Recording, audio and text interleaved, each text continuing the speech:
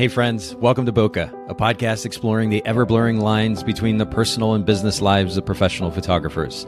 This is your host, Nathan Holritz, and I'm happy that you can join me today in connecting with photographers and entrepreneurs as we discuss photography, business, and, oh yeah, that sometimes messy thing that we call life. This podcast is brought to you by Photographers Edit, custom image editing for the wedding and portrait photographer. Just visit photographersedit.com. All right, Bokeh Podcast listeners, thank you so much for joining the podcast yet again. And I'm here with a new friend of mine, Michael Klipper. Michael, thank you so much for making time for the Bokeh community today. Oh, my pleasure. Thank you so much for having me. I'm actually really excited to get into this conversation today because we're going to be talking about how to run a financially healthy business, and it's a loaded topic. So obviously, we're only going to get so far with it. But I'm excited to kind of introduce our listeners to this topic. It's something that we've alluded to on multiple occasions, but never really got into in detail. So we're going to go there in just a bit. But like we do with all of our guests, I want to start off with something that I call our technique for time or tool for time. And for yourself as a business owner, you own a financial firm. What is something that you do on a regular basis that enables you to create space in your life for yourself and for your family? Yeah. Scheduling, like just having a business calendar. We have a decent amount of clients now, and our business is continuing to grow. And the more we grow, the more important it is to schedule clients far in advance to just kind of game plan. And a part of that scheduling is building in time for life. Because I could literally schedule myself from 8 a.m. to 8 p.m. every day. Yeah. And then great. Everything's going great on the business side, but then I don't see my kids. I don't see my wife, and that's not going to be good for anyone. So just kind of being thoughtful about scheduling, when I'm seeing clients, making sure I leave myself enough time to get between clients or have clients overlap if they're coming out to the office, and scheduling myself basically like an employee. My company, Engaged CPAs, is I'm the owner of the company, but I kind of treat myself as an employee of the company, and I kind of schedule myself as if I'm anyone else that works here. So I schedule myself like on a 9 to 5 day and make sure I have time to go home and have dinner with my family and, hang out with the kids and just, not overdo it, because it's really easy to just like, oh, I got to see this client. Oh, I haven't seen them in 2 months. I got to make sure I can see 3 clients in a day. And I have learned the hard way that if you try to overdo it, first of all, you're not going to be fresh for your clients. You're not going to, be able to give them your best. And then when you go home, you're not going to be fresh, and you're not going to be able to, separate from the business and actually like focus on, honestly, what's most important, which is family. So yeah, for sure. That's what we try to do. Well, and first of all, there's been a theme with regards to the answer to this first question over the last few episodes, this notion of being proactive and simply scheduling your day or your week, because that notion of proactivity versus simply just reacting to everything, because like you said, it's easy to get caught up in business. You could easily work all day long, but that is a very reactive mentality or approach to business that can easily eat you alive as a business owner. So the simple notion of proactively scheduling your time, as almost obvious as it sounds, not enough business owners or photography business owners are doing that consistently. And I'm glad that you point out not just your family life, your personal life suffers, but even your business suffers as a result. There's got 100%. To be at least some type of, I hate to say the word balance because that's so subjective and maybe even kind of arbitrary, but there's got to be a split between that business, the time that you're dedicated or you're giving to your business, and that time that you're dedicated to your personal life, to your family, your friends. It's important that we have a healthy mix of all of the above. Yeah. And I'm glad that this has been a theme. Yeah. And it's, obviously with technology where we have our calendars with us at any time, and we could share our calendars with, everyone at work, and we can share our calendars with our spouses. It does make it like there's really no excuse to not like have everyone be in the loop and make sure like my wife all the time we'll be like, oh, I see you're going to be an hour away from the house and your meeting starts at like 2:00. And what time are we expecting you home?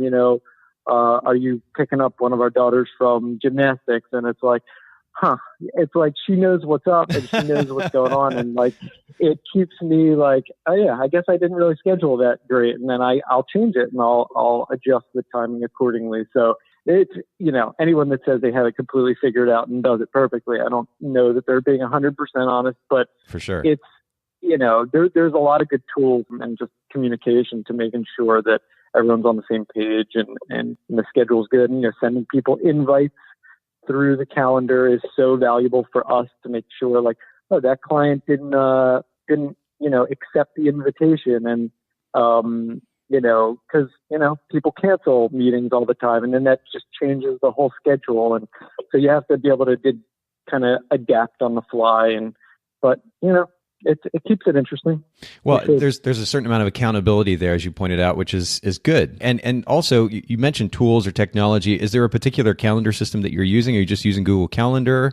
What does it look like? Our work calendar is Google Calendar. And then we use Outlook as kind of our email calendar platform in the office. So it's sunk up to our Google Calendar. And then, my wife and I have this widget on our phones so that like our whatever's going, like the next 4 things we have on our calendar, this kind of is like the desktop on both of our phones. So we know exactly what's going on and it's highlighted. So it helps us there. So it's great that like I'm very pro technology and I think there's a lot of ways to make sure to stay on task.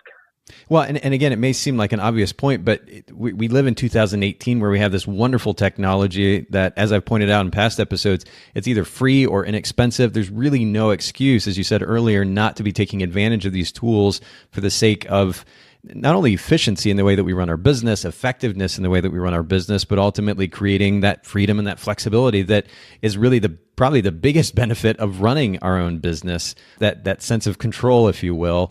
We almost take that away from ourselves by not taking advantage of these tools. And so I think it's a great recommendation and reminder from you to do just that. Speaking of free time, how do you create this space for yourself, this time for yourself, for your family. How do you all like to spend time together? Yeah. I'm a pretty simple guy. I just like hanging out with my wife, hanging out with my kids. We have a front porch on our house that like my favorite thing to do on non-work days is basically go out on the front porch and drink coffee in the morning with my wife. Oh yeah. We live kind of on a cul-de-sac and the kids play in the cul-de-sac and there's a ton of kids in the neighborhood and everyone's just pretty much out on their front porch drinking their coffee and the kids are doing their thing and it's just that's my happy place. It sounds perfect. It's perfect. I'm very simple. We have a back patio that has a fire pit. So we'll spend some evenings on the fire pit. On the weekend, we'll spend mornings on the front porch.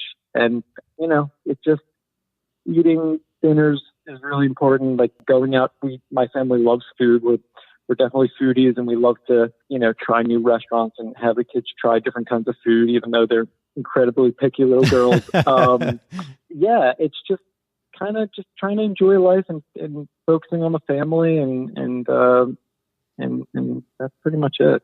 Well, you mentioned being a simple guy. I would kind of categorize myself similarly. And one of the things that I've become more sensitive to in recent years is the incredible amount of significance that I realize that our culture, at least in the US anyway, the incredible amount of significance that we give to things that really in the bigger picture scheme of things just don't hold that much significance, and when you get back to focusing on the simple interactions with the people that are in front of you and then community, maybe in a little bit larger scale, whether it's your neighborhood or, for example, I'm spending time pretty consistently these days with our local photography community. Those simple connections, the opportunity to be able to connect in one way or another, to enjoy a meal together, it's tough to beat that. The conversation on the front porch or roasting marshmallows in the fire pit. That kind of stuff, I just can't get enough of. And I think that our lives would be a lot less stressful and anxiety filled if we focused on the basics and really actually prioritize. I 100% agree. Yeah, I 100% agree. I'm definitely a hard worker and I do work a lot, but like that's the reason I'm doing it.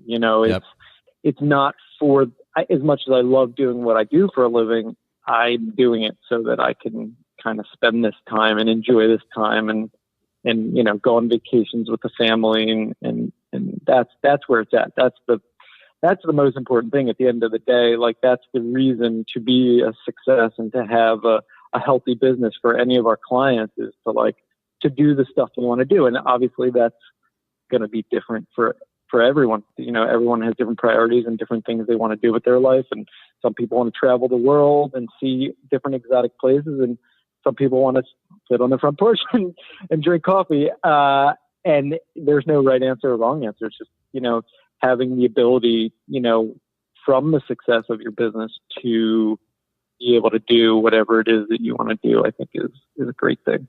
Yeah, it's easy, I think, especially for somebody who's just getting into business to just kind of be short-sighted in the sense that all they can think about, and understandably so, is I've got to just make enough money to pay the bills. But right. We should all in one way or another set certain financial goals that give us, again, that freedom and that flexibility on a financial level to not only spend the time that we want to with those that are closest to us, but also to have those experiences that we can share in with those that are close to us, that we can speak back to, that we can learn from. Those are so important. And so I'm glad that you make that point. I'm curious how long you've been in business as a CPA. How did you get started? How did you start your company? Tell us a little bit of the backstory. Sure. So I went to college in Boston. I'm from Philadelphia area, suburbs of Philly. I decided to go up to college at Northeastern University. And one of the cool things about Northeastern is while it's one of the few schools in the country, and Drexel University also does this in Philly, where while part of your college curriculum is you do basically paid internships so at 6 months you're in class and 6 months you go work for a company. So it's the reason that I went to Northeastern. And the second internship that I did, I had no interest in public accounting whatsoever.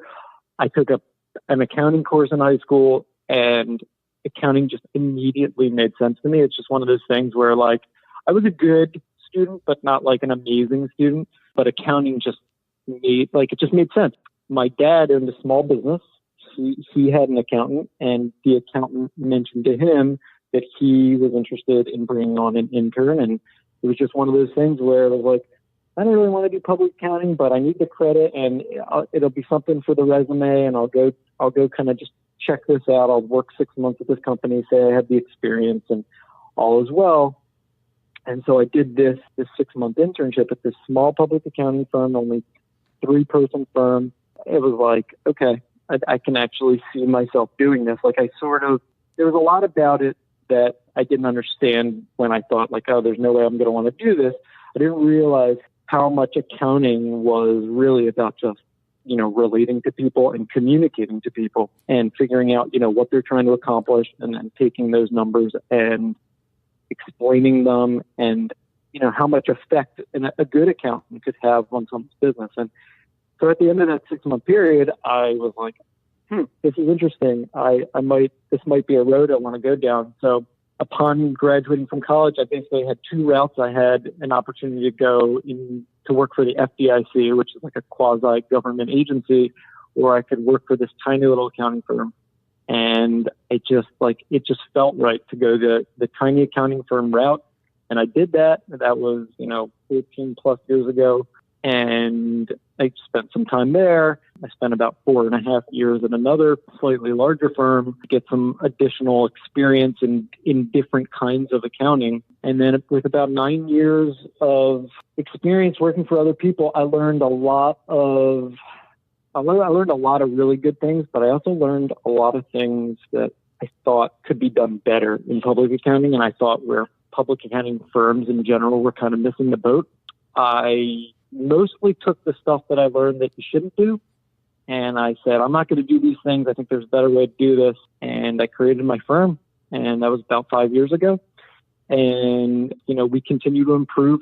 We haven't perfected everything, obviously, but I'm really happy with where we're at. And I really love small business accounting. And we really focus on the stuff that I think is most valuable for clients, and really kind of set up our relationships with the clients in a way that I think is a little different than a traditional accounting firm. And I think it's to our advantage. That's sort of how it got here.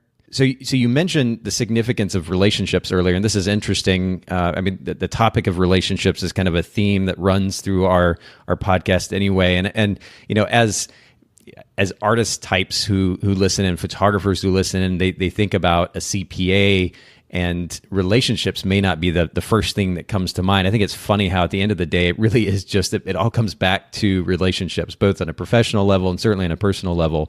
But is that something that enabled you to be able to, I mean, you alluded to this, but I'm curious what it looks like. You talked about the significance of how you approach relationships in a different way as a business. How does that look different than those other CPA firms out there? I mean, this is something we talk about in the podcast, the notion of a brand position, how you set yourself apart from another company. Yeah. And I'm wondering how you guys have done that. Yeah, we do it in a couple of different ways. So in working for two firms over a 9-year period, I felt like the accountant, and you could, this is also probably true in some ways of like the lawyer relationship, financial planner relationship, the accountant relationship, professionals, white collar professionals, and communicating to their clients. I always felt like there was some disconnect, and I everything we do here, we come at from the consumer perspective. So like, what would we want if we were on the other side of the table?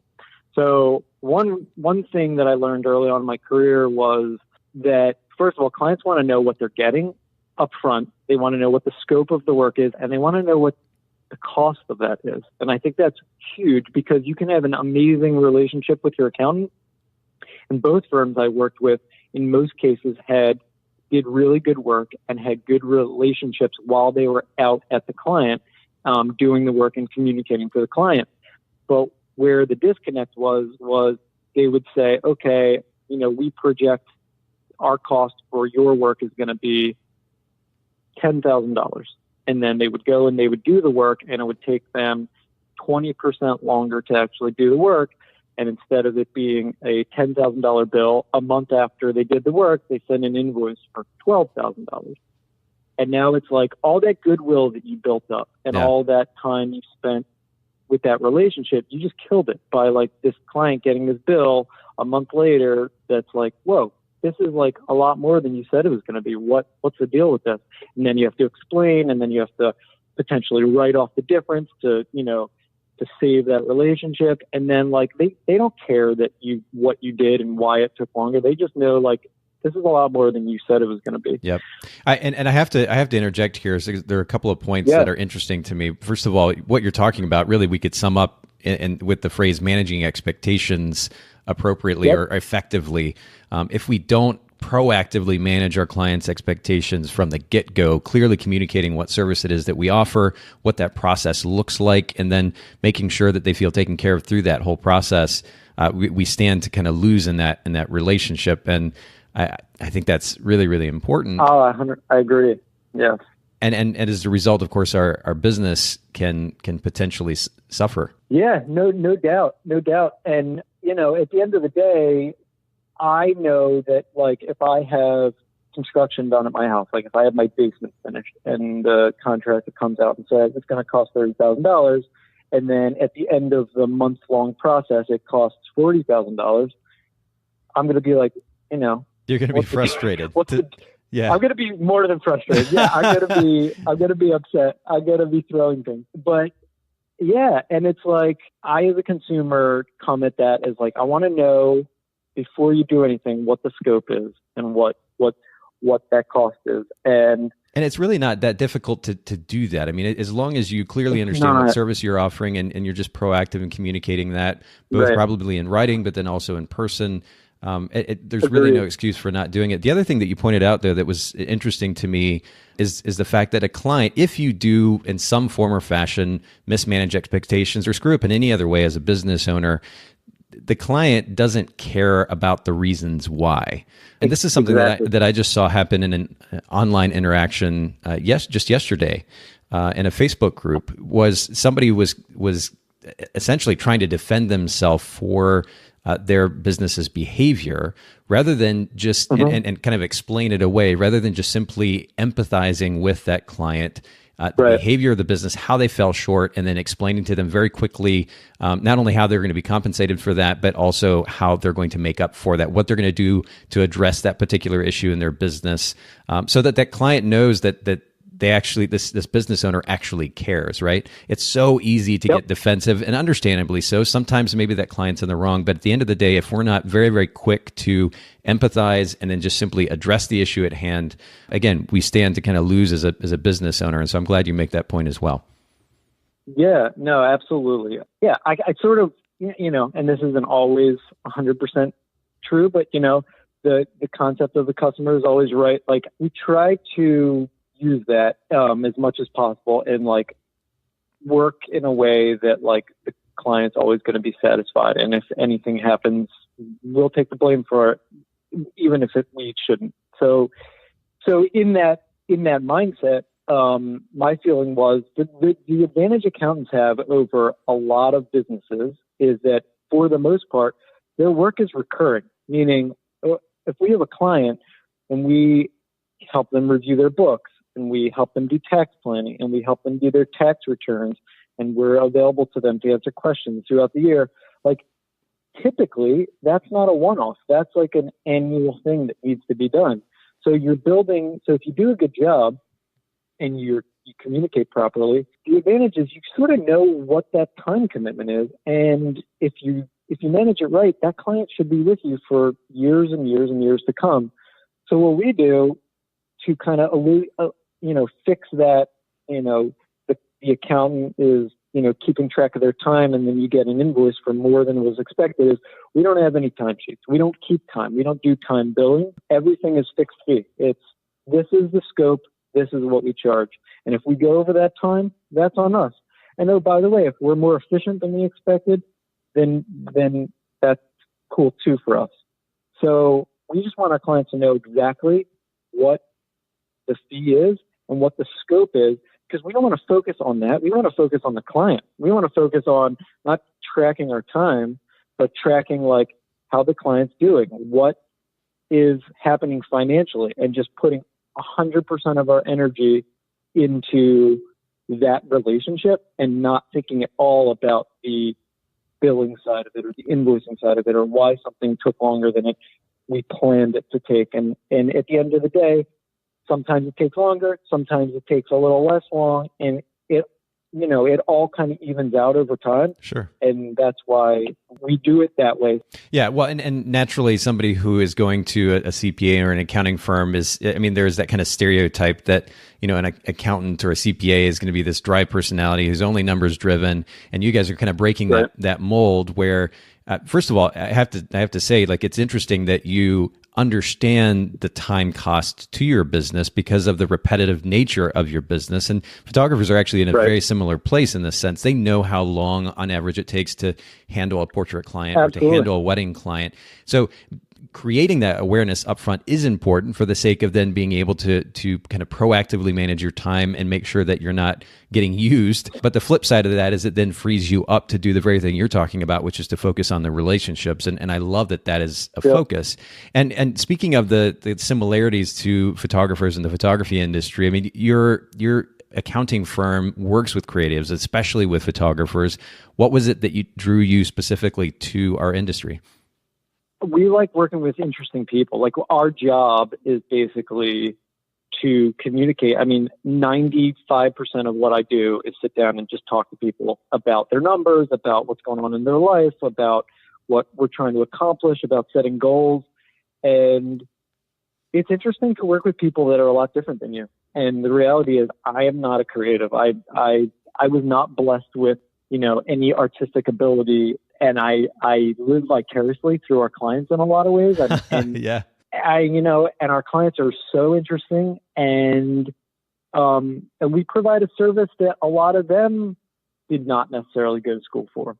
So, and I think what we do well, and what we try to do well, is communicate in a way that, makes sense, and that they can use information that benefits them. And so it's a reciprocal relationship, because we're providing a service that's going to help them and is in an area that most of our clients don't have, accounting degrees or business degrees often.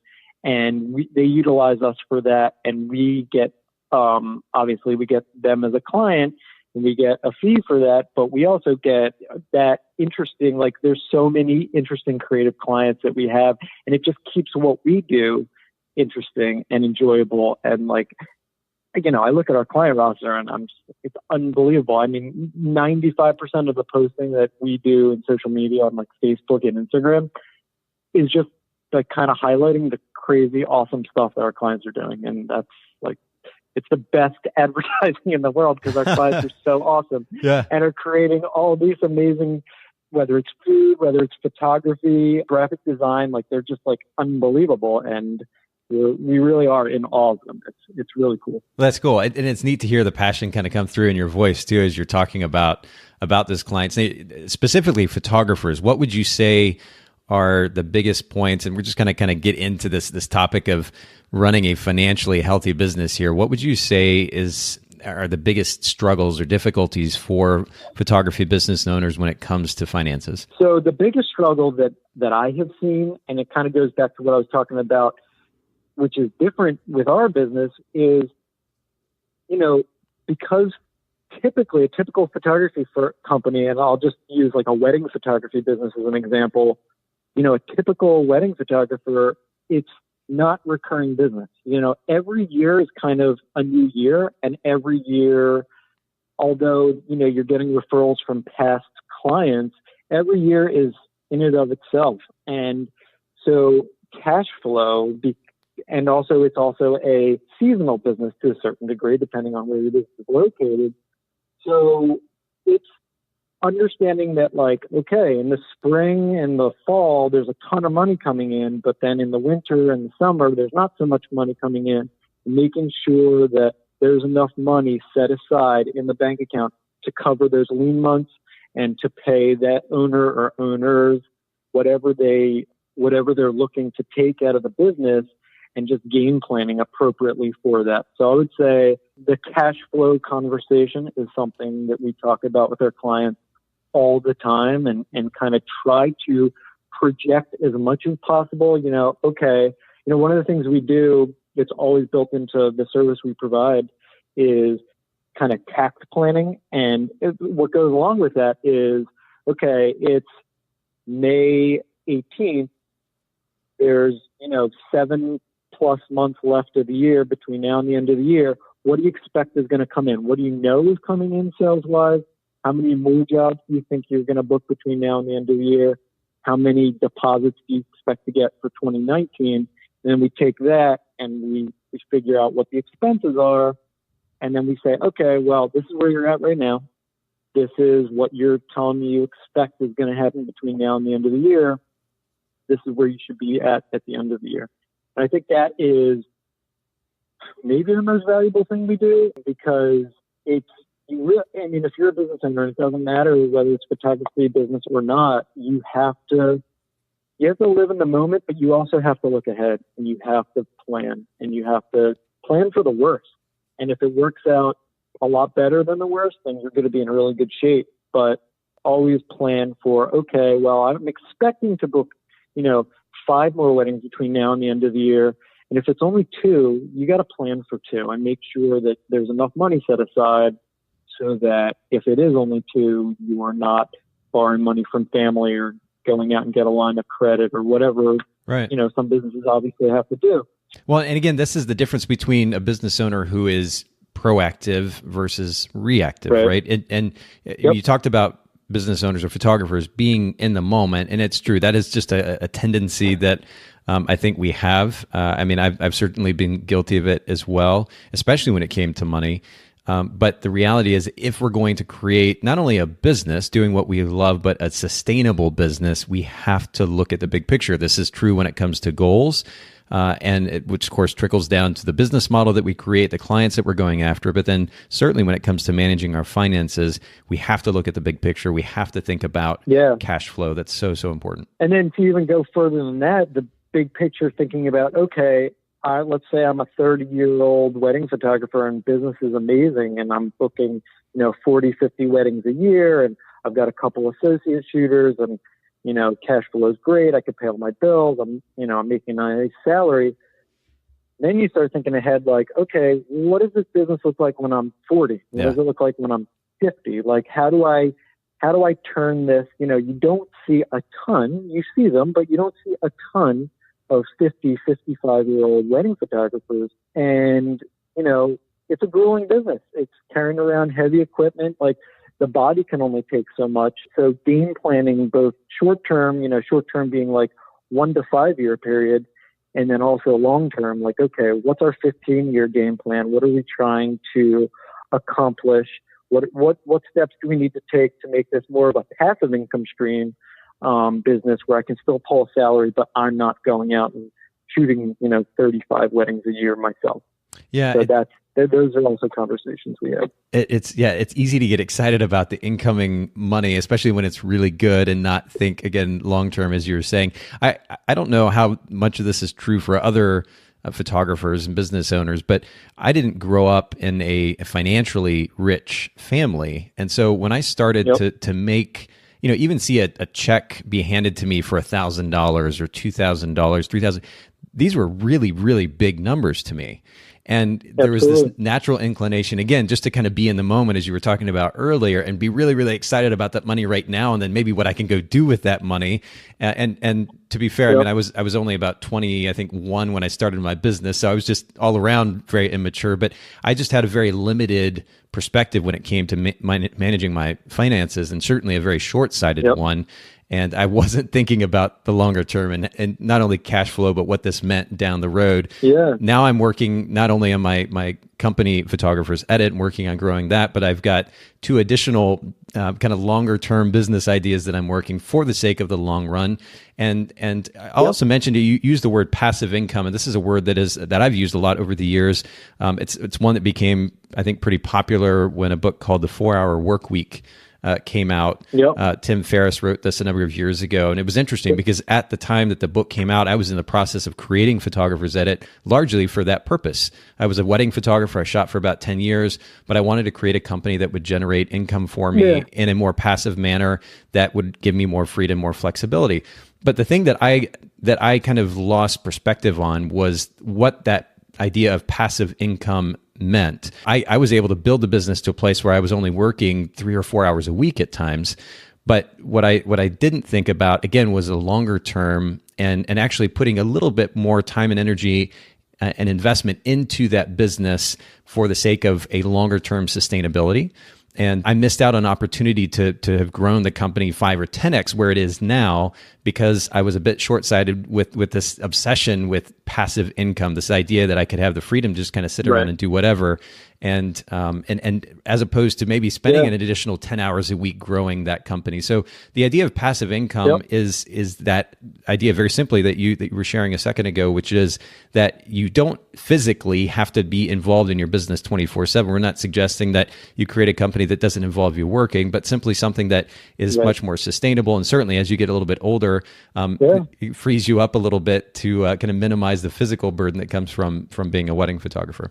Absolutely. And one of the things we talk about with our clients a lot, especially, I feel like I've been talking about this over the last year more and more. And, one of the things of being a business owner and owning my own business, first of all, it helps me really relate to our clients that are small business owners, but the thought process is constantly changing. Like I'm no different than any business owner that is constantly learning and thinking about things differently. So one of the concepts that we talk a lot about recently is the idea of, yes, your business is making you money. Your business is what's putting food on the table and it's paying your health insurance and all your bills. And it is the engine for that. But it's also, your business is also an asset. And I think a lot of small business owners, and I will say a lot of photographers, don't necessarily think in those terms of, oh, this business is an asset, meaning if I invest in this asset, if I put sweat equity into it, and if I put capital into it, whether that's buying equipment or bringing on employees, and I build that brand up, it's not just something that necessarily in the short term makes you money, but it's something that can grow, and that whether it's passive income and you are not actively involved in the business, but you still own it and it's generating money for you, and you can pull, a salary or a distribution from it, or it's something that you build up to the point where this business now has a value. The name means something, and I can sell that. I can sell that to people that are working in the business. I can sell that to people outside of our area that want to market share in that specific area. It doesn't have to just be that business that pays your yearly salary. It can be something a lot bigger than that. And that's, I think, a concept we've, really been talking a lot about with our clients. Well, and it is something definitely to consider, especially for somebody who wants to be in business for themselves over the longer term. There's a very popular, very well-known book called The E-Myth, and then there was a kind of a second version that came out called The E-Myth Revisited, which largely focuses on this idea of building not only a sustainable business, but potentially even one that would enable you to sell later on. And it's not something, again, that probably most photographers think about, but in order to be an all-around business, you have to think about the long term. That is potentially one of the options. Regardless, though, for the sake of this efficiency and the freedom, the flexibility that we've been talking about today and talk about on an ongoing basis here at the podcast, we do have to think about creating a business that is sustainable, especially when it comes to the amount of time that we have to invest in it on an ongoing basis. It's important to be very proactive in that matter, to be intelligent. And I can't recommend the E-Myth Revisited book enough. We'll make sure to link to that in the show notes. Yeah. So let's kind of transition and make this really practical and again, proactive for listeners. What are 3 or 4 things that they can do right this second that would make a difference in the way that they're managing their finances, the finances for their business, and potentially, of course, that even translates to their personal finances? What are some of those things that they can do right away? The first thing, and this is like pretty much consistent, we recommend this to every client that works with Engage, is, have a good accounting system set up. So what we typically recommend, the most obvious one and the most common one, and in my opinion, the best one, is Quickbooks Online. It's such a powerful tool. Like it's because I've been in public accounting for 15 years. I know I worked in days before like accounting systems were online. Like accounting systems weren't online. You literally had to go out to your client, and if anything was off, you would spend hours trying to figure out like what was off, why it wasn't reconciled. QuickBooks Online, first of all, it's just a great, easy system for photographers to use, link up to their bank accounts, download all the transactions, categorize them, and then be able to run any kind of reports that you want to see, what was my profit and loss from January through April 2018 compared to January through April 2017. It's amazing tools to see where you're actually spending your money and where your money is coming in from. The advantage of it being an online system is, whoever your account is can just log in and access it, and you can have up-to-date real-time books at any second, and you can access it from your phone. You can get paid on your phone. Like it's just you just come so far in how easy it is to actually have like a legit, profit and loss and balance sheet for any kind of business. I think it's one of the greatest things in the world.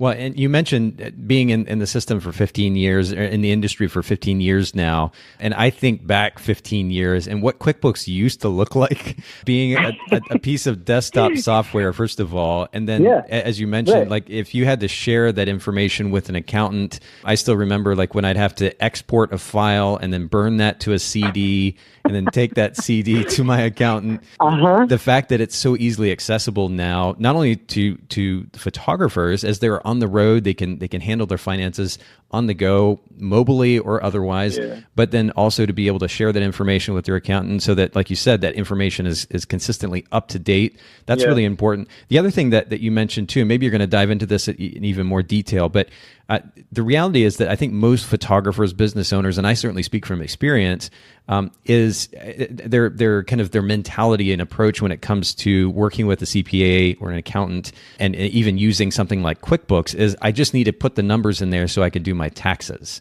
And that's kind of where it ends. The reality is as a business owner, again, if we're going to be thinking big picture, we're thinking long term, and we're going to be proactive in the way that we're managing our business, we need to actually be aware of the numbers, what the numbers are, first of all, and then what that says about our business, B, or number two. And then number three, we should then be able to create a strategy, an actionable plan that improves those numbers as a result of the information that we're seeing in front of us, right? Oh, 100%. Couldn't have said it better. I always say this to our clients, like the taxes are just a byproduct of everything else that's actually important. Like every dollar that comes in after you pay your expenses, you get to keep about 65 to 70% of it. So like, let's just call it what it is.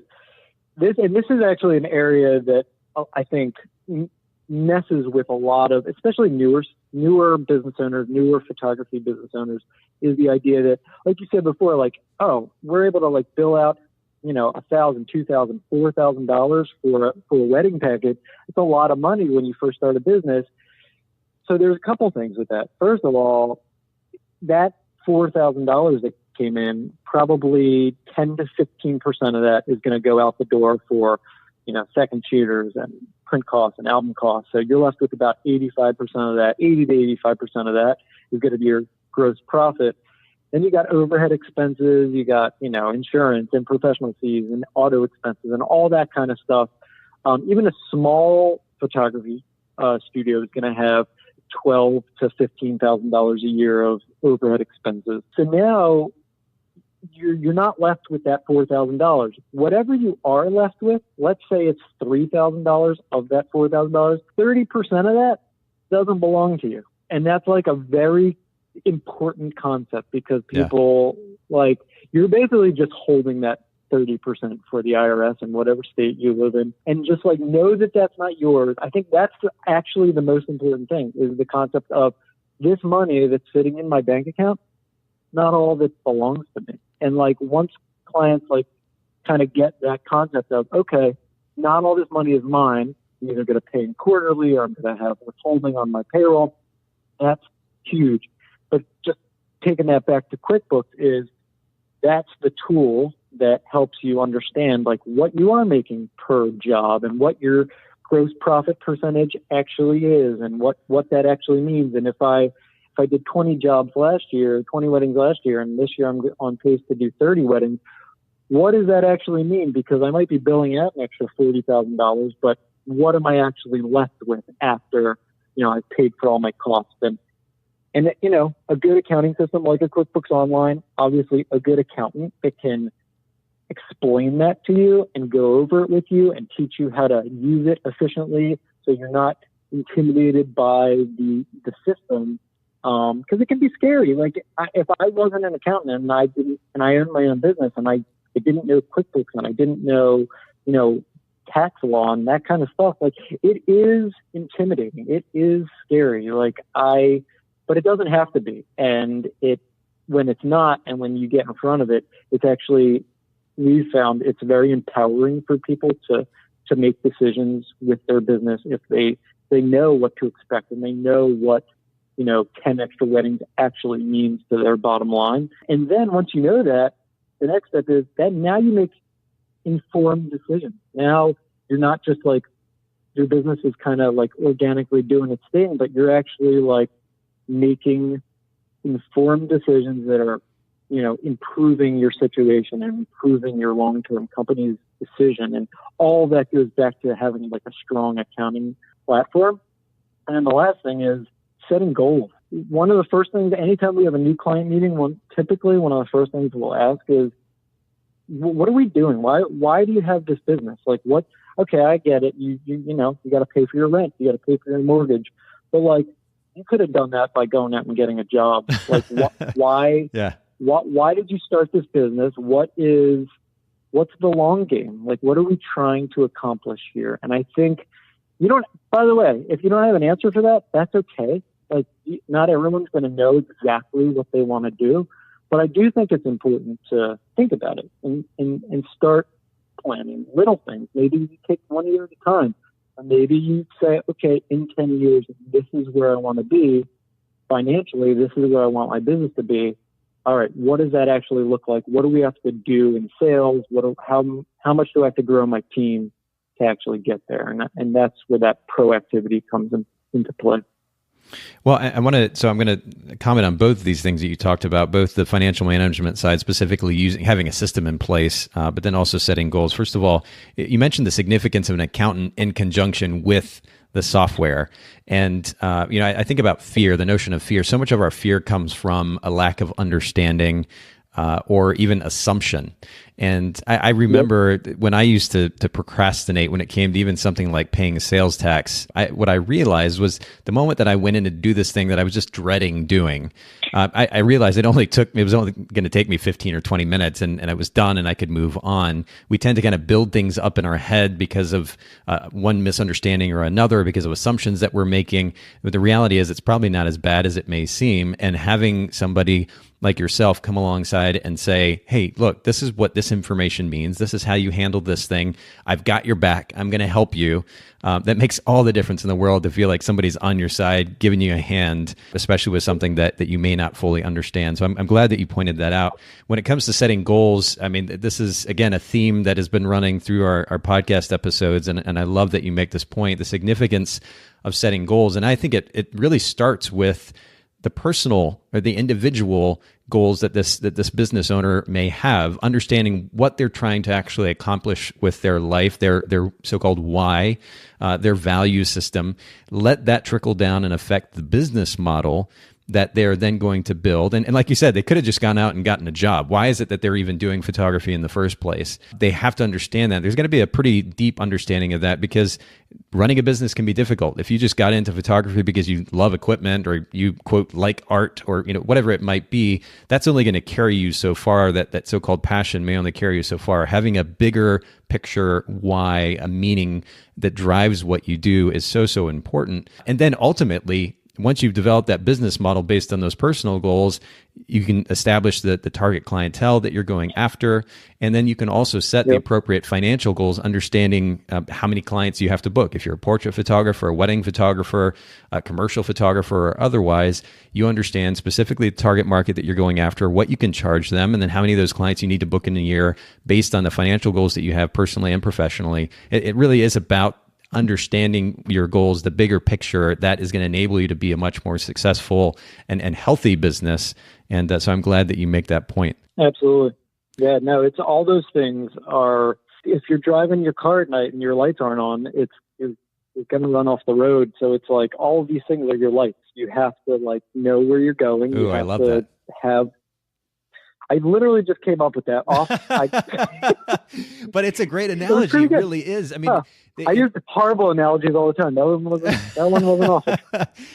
Well, I have to say, again, from personal experience, I know what it's like to drive in the dark, and both literally and figuratively. But sadly, literally, when it comes to running a business, I mean, I've said this on the podcast before. My biggest shortcoming as a business owner, as a photography business owner, was not being more proactive when it came to my finances and managing finances, because we were actually doing really well when we were looking at our at least our gross revenue. But at the end of the day, we weren't taking care of the rest of it consistently. And that ultimately hurt us in different ways. And so turning those lights on figuratively and literally is so absolutely vital. And somebody like yourself, your accounting firm can help photographers do that. It's also nice to know, I'll just kind of throw this extra plug in for you.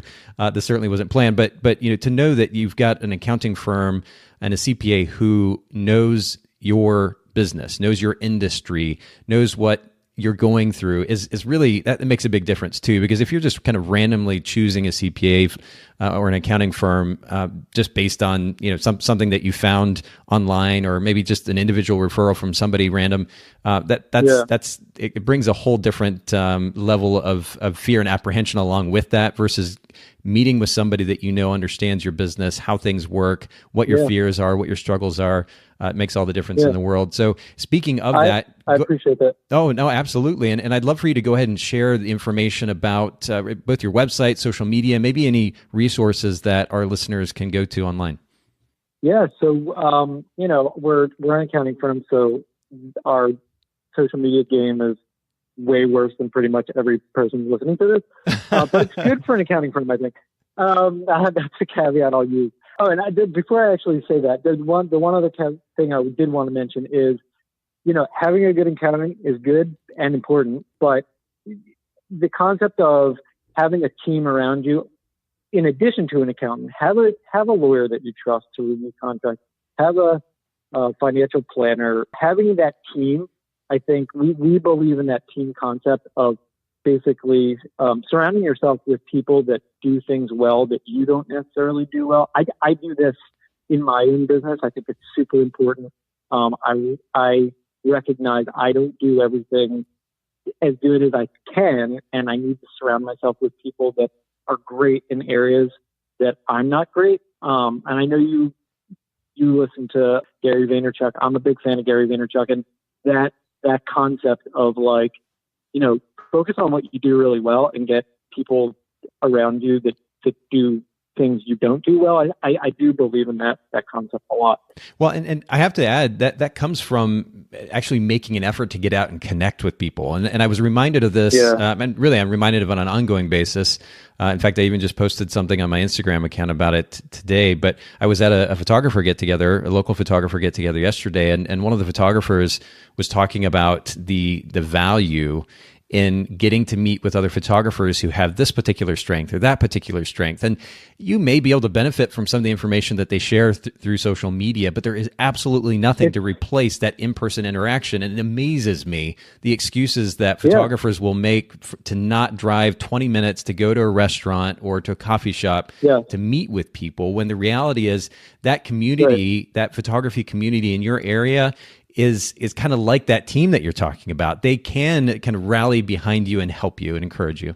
Absolutely. And by the way, and maybe the audience already knows this, but let me just say it because I find it amazing, is like there's no other business community like this. Like you have this podcast, which is amazing. I'm a huge fan of it, by the way, but it's a small business photographer forum for all this information where people are sharing these ideas.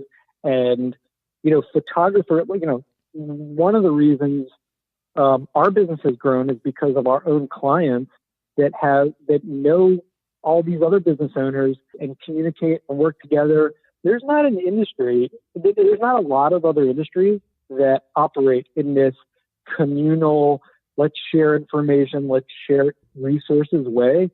Like it's really rare and really amazing. Like there's not a small business accounting podcast that like a bunch of me is listening to, like, talking about ideas about how to grow our business and things we do well and things we don't do well. Like this is I don't know how long this photography community just in general, and I know it's like from state to state and city to city, but we are amazed at how, especially the really successful photographers, like they network with people that are really their competition and they work together, they hire each other. Like it's wild and it's great. I think it's like, you can really improve your business and you can really benefit from the knowledge and the skills of your competition. It's kind of wild. It's a beautiful thing. I mean, I've been lucky to be a part of the industry for close to, I guess, 17 years or so now.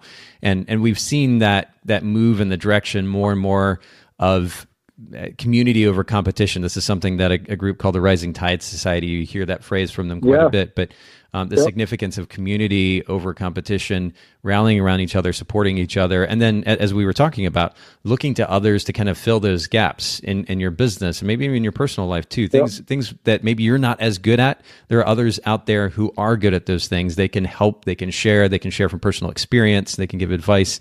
And you need to make sure you take advantage of that. So that's really, really good. But I want to make sure that we get your information out there. So share your website, share the social media. Let's make sure that everybody can find you. You got it.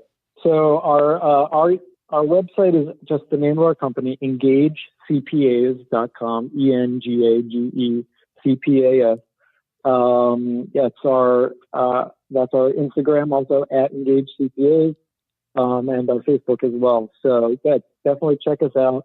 We have, like I said, we try, we try to just highlight our clients and all the cool stuff that they're up to, when they win awards or when they get published or when, something silly or funny happens. Like we're loose. We're a pretty casual firm. We try to make that. We just actually had a headshot photo shoot yesterday.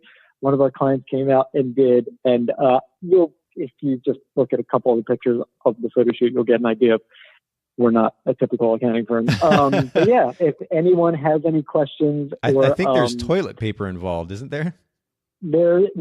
Come on, that's adding machine. Oh, is that? That's really funny, actually, because that's what it looks like in the picture. That's hilarious. Yeah. So I'm notorious. I have a large adding machine that I have on my desk, but also when I go out to clients, it always comes with me. And if I travel, if I go on a plane, I literally have to put this ginormous thing through security at the airport. And a lot of our clients get a kick out of it because it is sort of ridiculous, but I will challenge anyone in a number adding competition. I think I'll win with this thing. So it keeps me efficient, but it is kind of silly.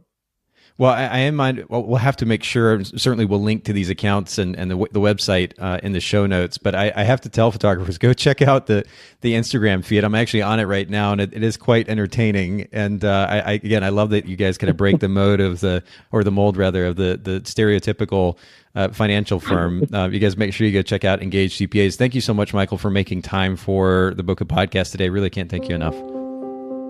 Thank you. I appreciate it. Thanks so much for listening to the Bokeh Podcast today. Will you let us know what you think by leaving a review of the podcast in iTunes or maybe in the Apple Podcast app? And I'd love to hear from you personally with your thoughts about the podcast, maybe suggestions about future topics and guests for the show. My direct email is nathan@photographersedit.com. The Bokeh Podcast is brought to you by Photographers Edit, custom image editing for the wedding and portrait photographer. Just visit photographersedit.com.